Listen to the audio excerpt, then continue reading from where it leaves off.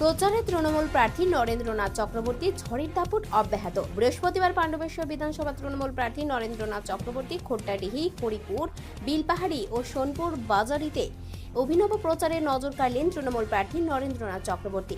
মানুষের পাশে থাকার বার্তা দিলেন পাণ্ডবেশ্বর তৃণমূল প্রার্থী নরেন্দ্রনাথ চক্রবর্তী।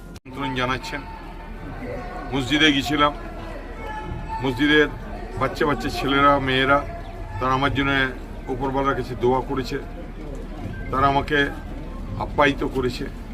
তারপর এই ভুঁইয়াপাড়ার কাছে যাচ্ছি, এখানে কলিয়ারি সবাই দাঁড়িয়ে আছেন, হনুমান মন্দিরে পুজো করেছি। তারপর আমাদের রূপচাঁদের স্ত্রী আমাকে একদম আমপোড়া শরবত খাইয়ে যাতে দাদার লু না লাগে। তো এই যে মানুষের ভালোবাসা, এই যে মানুষের আমন্ত্রণ, এই যে মানুষের পাশে থাকার বার্তা, সত্যি আমি কৃতজ্ঞ আমার এলাকার, আমার বিধানসভার মানুষদের কাছে।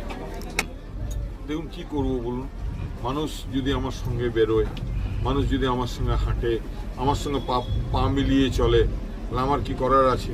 তাদেরকে আমাকে সঙ্গে নিয়ে হাঁটতে হবে। 5 বছর মানুষের সঙ্গে ছিলাম, আমার সময়ে আমার এখন প্রয়োজন, মানুষ আমার সঙ্গে থাকবেন, এটা হতে পারে?